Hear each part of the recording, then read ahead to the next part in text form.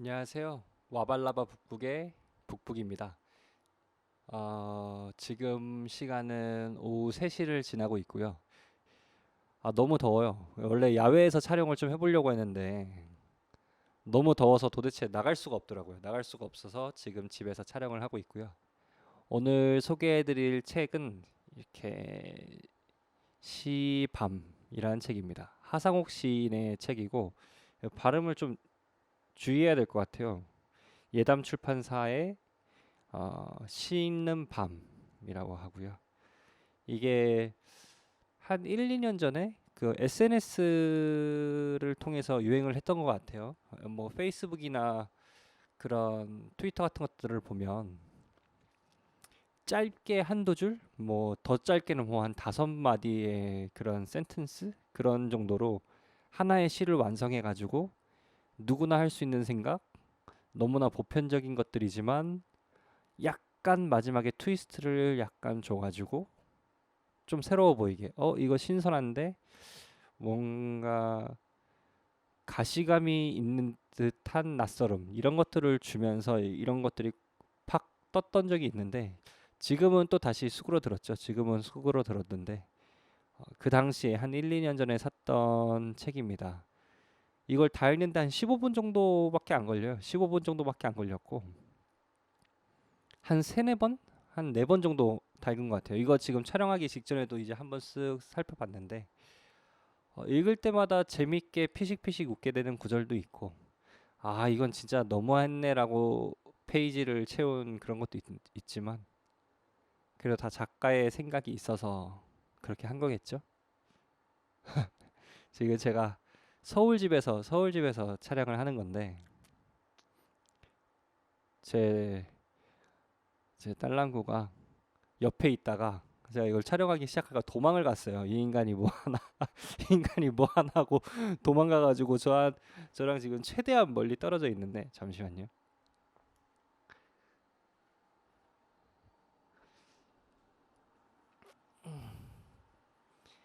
우리 딸랑구예요. 이름이 초파 초파.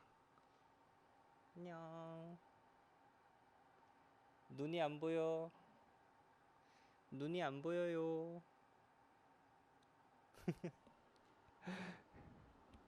왠지 왠지 저랑 같이 놀고 있는 가족 구성원을 소개시켜줘야 될 것 같아서 정말 뜬금없이 소개를 시켜줬는데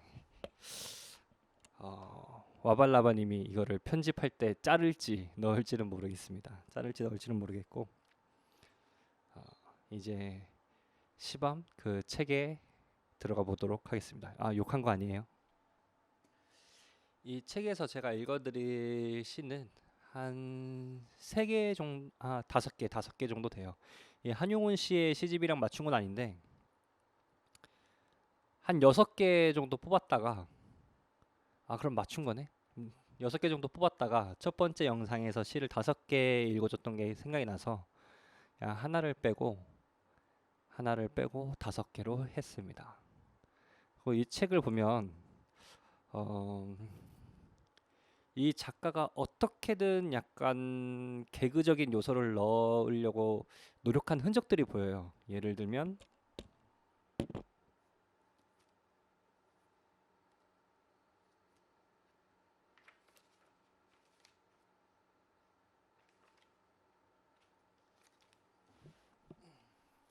이게 보이시나요? 작가의 소개. 이게 말 그대로 작가랑 소와 개가 있죠. 여기는 작가의 말. 그리고 목차.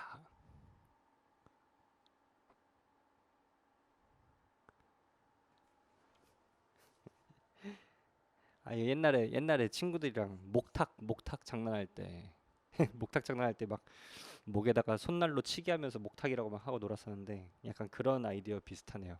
그런 아이디어 비슷하게 어떻게든 좀 보편적인 생각 그런 틀에서 조금이라도 벗어나려고 노력한 티가 곳곳에 묻어나요. 그런 티가 곳곳에 묻어나고 이 책 자체의 캘리그래피도 괜찮고요. 사진도 분위기 있게 잘 들어갔어요. 근데 이걸 보니까 캘리그래피랑 사진은 역시나 다른 전문가분들이 따로 넣어주셨더라고요. 따로 넣어주셨는데 사실상 책 내용의 자체는 이렇게 구성되어 있기 때문에 너무나 빨리 읽혀요. 너무나 빨리 읽히고 한 15분? 15분. 저는 읽는 게 엄청 느린 편인데도 불구하고 한 15분이면 다 읽더라고요. 그래서 만약에 구매를 하고자 하시는 분들이 있다면 매우 매우 빠르게 읽을 수 있다라는 걸 알아주시면 좋겠고요. 그럴 때 읽으면 좋을 것 같아요. 친구들이랑 만나기로 했는데 친구가 좀 늦는다. 혹은 내가 좀 빨리 도착을 했다. 그렇다면 이 책 혹은 이 하상욱 시인이 쓴 책그 시집들이 몇 권 더 있어요.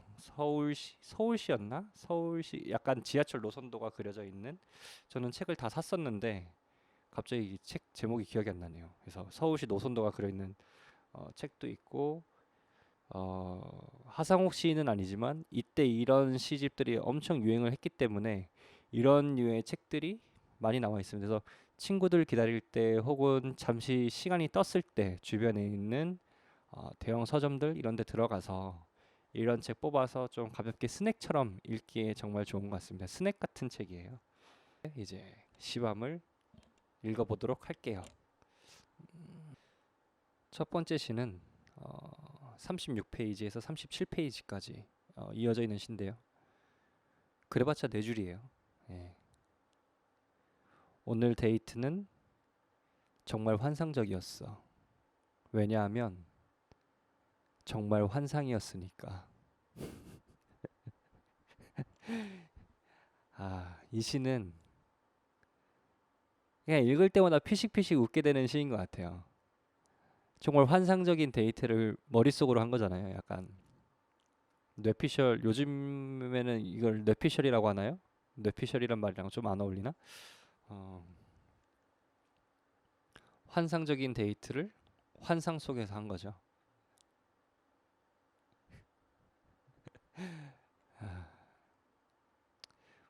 그럴 때 가끔 있죠. 그럴 때 가끔 있어요. 아유 뭐 어떤 연예인이 너무 잘생겼거나 너무 예쁘면 저 사람과 데이트 한번 하고 싶다라는 생각이 들 수도 있죠. 들 수도 있는데 별 의미는 없는 것 같아요. 별 의미는 없는 것 같고 음, 그냥 재밌으라고 쓴 시인 것 같고 저도 읽을 때마다 그냥 피식피식 웃게 되는 그런 가벼운 시입니다.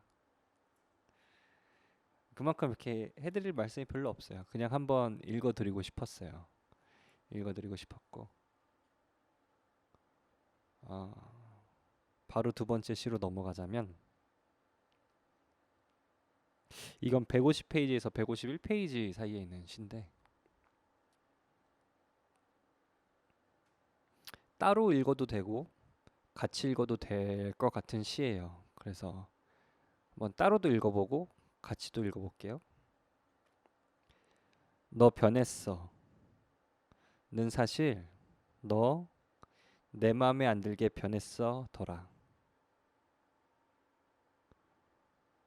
변해버린 모습이 싫었을까? 변해주지 않음이 싫었을까? 이게 두 개 다 이제 변함에 대한 메시지죠. 변함에 대한 메시지인데 한번 그냥 붙여서 쭉 읽어볼게요. 너 변했어는 사실 너 내 맘에 안 들게 변했어더라. 변해버린 모습이 싫었을까? 변해주지 않았음이 싫었을까?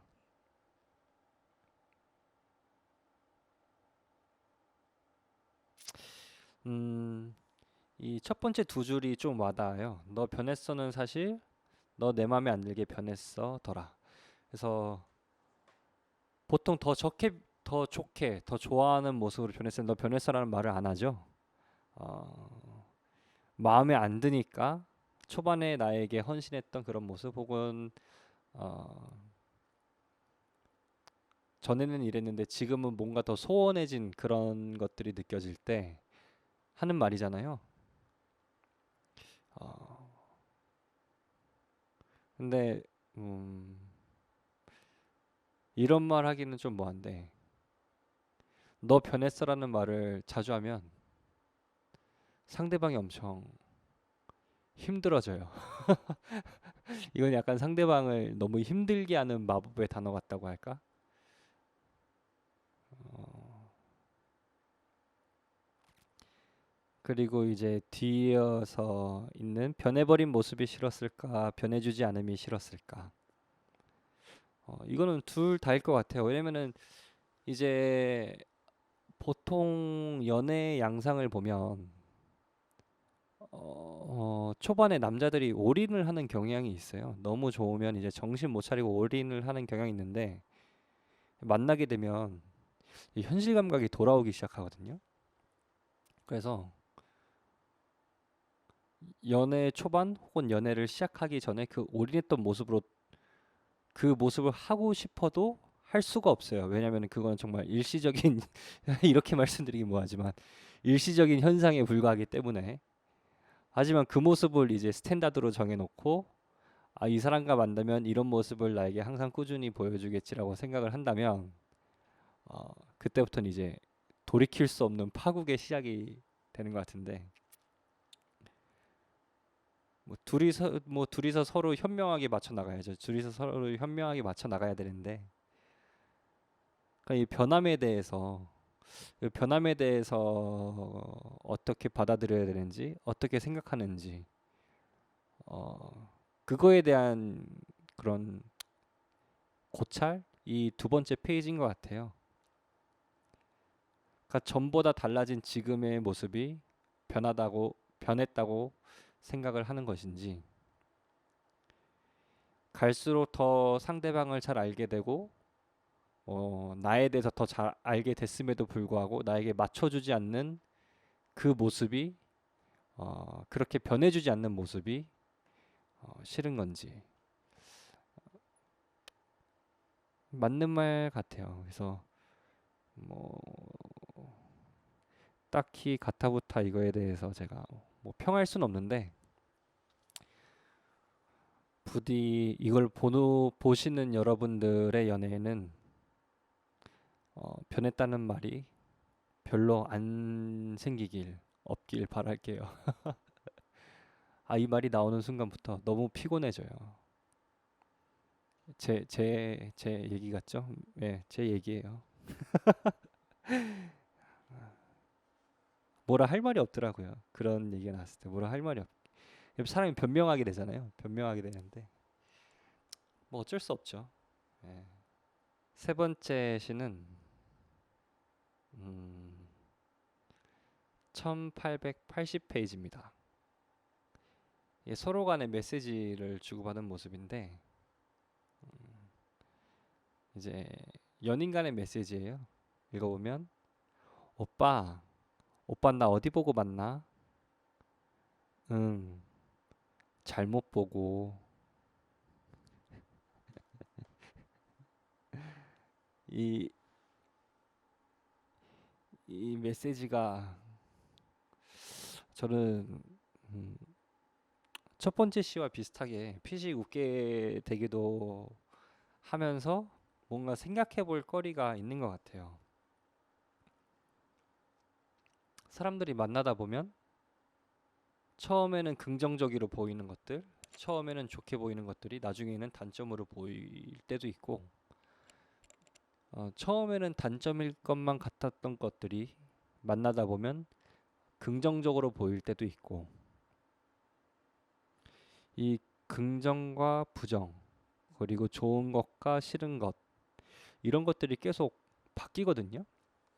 이 사람을 만나면서 서로를 대하는 태도, 행동, 이런 것도 달라지고, 서로를 바라보는 시선, 서로를 이해하는 정도, 그 다음에 상대방뿐만 아니라 나의 기분, 나의 현재의 상태, 나의 환경 이런 것들이 꾸준하게 변하기 때문에 그 두 사람과의 관계라는 게 약간 살아있는 생물처럼 계속 변하게 돼 있어요.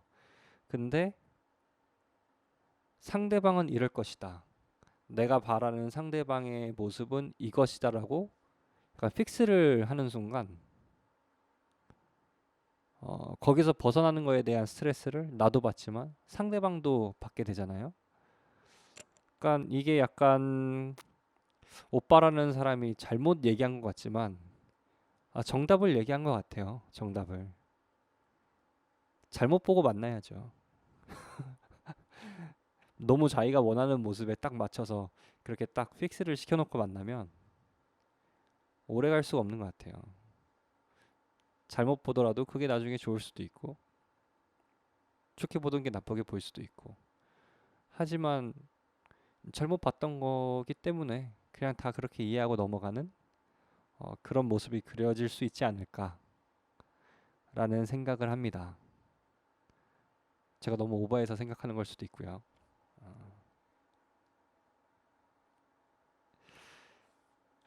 그리고 네 번째 시는 230페이지, 231페이지. 이거는 좀 생각해볼 만한 생각해볼 만한 이슈인 것 같아서 뽑았는데 한번 읽어볼게요. 나이가 들어갈수록 점점 그리움의 대상이 예전의 누가 아닌 예전의 나로 바뀌어가네. 약간 요즘 꼰대라는 말이 유행을 하죠. 사회에서 꼰대라는 말이 유행을 하고 심지어 회사 안에서도 꼰대라는 말이 많이 나와요. 꼰대라는 말이 많이 나오고 이제 꼰대가 하나의 트렌드죠. 그러니까 좋은 말은 아니지만 하나의 트렌드가 됐다. 근데 그 꼰대를 테스트해보는 체크리스트들이 있더라고요. 그 체크리스트들을 보다 보면 그 중에 하나가 이게 있어요. 나 때는 말이야. 나 때는 말이야 라는 말이 있는데 그 말을 자주 할수록 꼰대에 가깝다. 그런 말이 있더라고요. 근데 이 책에서 보여주는 그 모습이 그런 것 같아요. 나이가 들어갈수록 점점 그리움의 대상이 다른 사람이 아닌 어릴 적 나의 모습이 된다.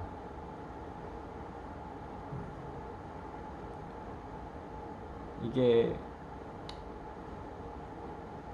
꼰대에 빗대서 얘기를 했지만 정말 맞는 말 같아요. 예전의 나의 모습. 이걸 보는 사실 구독자층이 어떻게 형성될지는 모르겠는데 저는 이제 30대 초반에서 중반으로 넘어가는 나이에 있어요. 저는 30대 초반에서 중반으로 넘어가는 나이에 있고 저 때만 해도 어릴 때 부모님들이 필름 카메라를 통해서 사진을 일일이 사진을 인화를 해서 사진첩에 일일이 책처럼 뭐 유치원 때 뭐 돌사진, 뭐 초등학교 입학식, 졸업식, 중학교 뭐 친구들과 뭐 생일 파티 뭐 이런 식으로 이렇게 섹션별로 정리를 해줬잖아요. 그래서 저는 지금도 방에 있는 책꽂이에 사진책을 보면 제가 어려서부터 지금까지 쭉 살아왔던 어, 그 모습들을 볼 수가 있어요. 실제 눈으로 볼 수가 있는데 어느 순간부터 모든 걸 디지털로 기록을 하잖아요. 디지털로 기록을 하고 있고 그 방대한 정보를 본인들은 다 유지를 하고 정리를 하고 갖고 있다고 생각을 하지만 저는 그거를 갖고 있다고 생각을 하지 않아요. 이제 실제로 이제 하드 카피로 갖고 있어야 갖고 있는 거지. 그냥 컴퓨터 어디 한 폴더 안에, 핸드폰의 한 구석 안에, 인터넷 드랍박스나 그런 저장 사이트의 한 구석에 이게 과연 제가 갖고 있다고 표현하는 게 맞을까요? 왜냐면은 이게 정리가 사실상 잘 안 돼 있기 때문에 제가 보고 싶은 모습을 찾아보고자 할 때도 혹은 뭐 핸드폰이 갑자기 사라졌다거나 핸드폰을 바꿨다거나 컴퓨터가 갑자기 날아가 버렸다거나 뭐 이런 일들이 생길 때 대처할 수 있는 방안이 사실상 많지 않잖아요. 요즘에는 클라우드 서비스를 이용해서 많이 한다고 하지만 클라우드도 돈까지 내가면서 유료로 확장해서 쓰는 사람이 드문 것으로 저는 알고 있거든요. 자신의 그런 기록들, 사진, 영상들을 돈 내고 이렇게 보관하는 사람이 적기 때문에 이렇게 휘발성 모습들이 많은 것 같아요. 그래서 저는 지금도 사진들 중에서 이거는 꼭 갖고 싶다라고 생각하는 것들을 인화를 해서 갖고 있어요. 핸드폰으로 찍거나 DSLR 카메라로 찍거나 어떤 방식으로도 이 사진을 갖고 싶다는 생각이 들면 전 인화를 하는 편입니다. 그리고 저희 조카도 인화를 해주고 있어요. 저희 부모님이나 제가 따로 인화를 해주고 있어요. 조카 사진들을. 안 그러면 인화를 안 하게 되더라고요. 인화를 안 하고 그냥 핸드폰 안에, 그다음에 그냥 컴퓨터 안에 그렇게 살아가게 되더라고요. 모르긴 몰라도 유튜브가 망하지 않는 이상 지금 이때의 제 모습도 유튜브라는 플랫폼에 계속 남아 있겠죠? 그랬으면 좋겠습니다. 예, 그것도 그렇고 이제 어, 결혼을 하게 되면 나의 와이프나 나의 자식들, 나의 가정 그런 거에 더 신경을 쓰게 되잖아요. 만약에 여성분이시면 본인의 남편, 본인의 자식 그런 것들에게 더 신경이 많이 쓰이게 되는데 혼자이신 분들은 갈수록 내가 갖고 있는 시간을 나 자신에게 쓰는 게 더 재밌고 더 가치 있게 느껴지거든요. 이 재미에 푹 빠지는 순간 정신 차려보면 한 30대 중후반 돼 있다고 하더라고요. 그래서 이럴 때 정신 차리고 연애를 하고 결혼을 해야 된다고는 하는데 실제로 제 시간을 저한테 쓰는 게 더 재밌어요. 제 시간을 저한테 쓰는 게 더 재밌고 제가 하고 싶은 거 하는 게 좋고 그 다음에 제가 하고자 하는 것들에 투자하고 그것을 할 때 제가 살아있음을 좀 느끼고 점점 더 자기 자신에게 더욱 집중하게 되는 것 같아요. 이게 뭐 장점도 있고 단점도 있겠지만 음, 이 시를 봤을 때 예전의 누가 아닌 예전의 나로 바뀌어 가네. 예전에는 뭐 연애를 했건 친구들이랑 놀러 갔건 정말 좋았던 기억들이 추억으로 남아 있잖아요. 뭐 가족끼리 발리를 갔던 기억들, 뭐 친구들끼리 다시 놀이공원을 갔던 기억들. 근데 시간이 갈수록 내가 놀이공원을 갔었지. 그래, 나는 발리를 갔다 왔었지. 나는 발리에서 좋은 시간을 보냈었지. 뭐 이런 식으로 생각이 약간 변화돼 가더라고요. 그래서 처음에 이 시집을 샀을 때랑 지금 이 시집을 읽을 때랑 별로 느낌 차이가 나는 시가 별로 없는데 이 시만큼은 느낌의 차이가 있어요. 과거를 상상할 때 상대방, 나와 함께 있었던 사람, 환경 그런 것들을 생각하는 거에서 내가 그때 무엇을 했지? 나는 그때 왜 좋았지?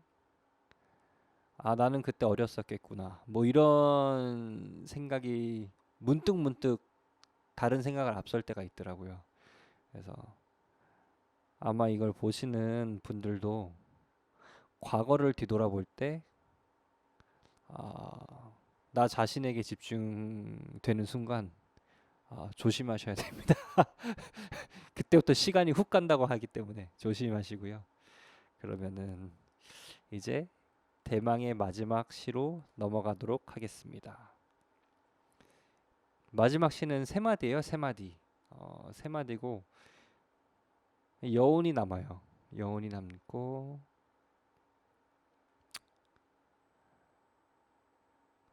그럼 읽어볼게요. 그리운 건 그대일까? 그때일까?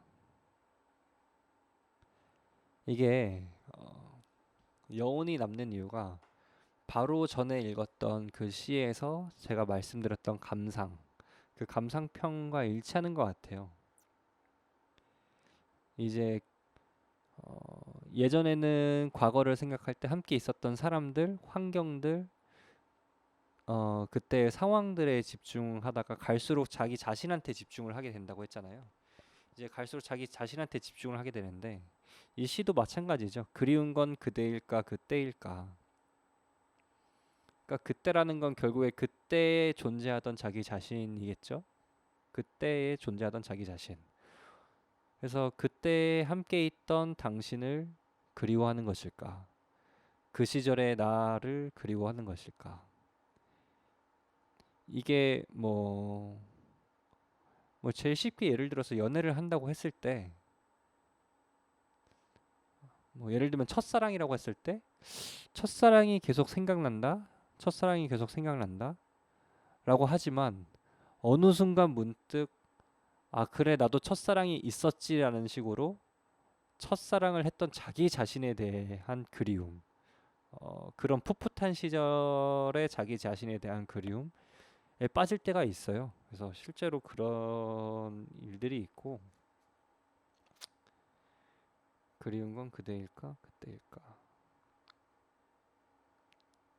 이게 갈수록 그대에서 그때로 넘어가는 것 같아요. 그래서 남자는 뭐 첫사랑을 못 잊는다 뭐 그런 얘기가 있는데, 사실상 상대방이 그렇게 걱정할 필요가 없는 게 그 사람을 못 잊는 게 아니에요. 오히려 그 사람을 만나면 실망하는 법이 실망하는 확률이 훨씬 크거든요. 왜냐면 기억 속에 약간 횡복 회로와 약간 기억 조작 회로들이 너무나 행복하고 해맑은 과거를 만들어주기 때문에 실제로 보면 오히려 더 실망하는 경우가 많고요. 과거의 사람에 대해서 굳이 걱정할 게 없는 게 점점 사람의 생각이 그대에서 그때로 바뀌어 간다. 어, 그게 제 생각입니다. 이렇게 해서 시 5편을 한번 봐봤고요. 이 시집의 특징이 또 있어요. 이 시집의 특징이 앞에는 컴퓨터 타이핑이랑 같이 사진이 같이 들어가 있어요. 포토그래피가 같이 들어 있는데, 이런 식으로 사실 어떤 의미인지 모르겠지만 뭐 예술적 의미겠죠. 뭐 물총도 있고, 아니면 이제 한 페이지 전체를 양 페이지 전체를 약간 분위기 있는 사진들로 채워놓은 게 있어요. 뭐 예를 들면 이런 식으로 채워놓은 게 있는데, 그러니까 실질적으로 시나 글들은 별로 없죠. 근데 이제 마지막 페이지를 종이 재질도 달라요. 종이 재질도 다르게 해가지고 손 캘리그라피로 시만 모아서 이 양쪽에 3개 페이지가 다를 거예요. 자세히 보면 오른쪽은 훨씬 하얗고 왼쪽은 좀 한지 같은 느낌이 나죠. 좀 한지 같은 느낌이 나는데, 정확히 말해서 약간 학교에서 시험 볼 때 재활용지 느낌이에요. 거기다가 손 캘리그래피를 이용해서 어, 이렇게 한 장 한 장 시만 모아볼 수 있도록 돼 있어요. 시만 모아볼 수 있게 구성이 돼 있고,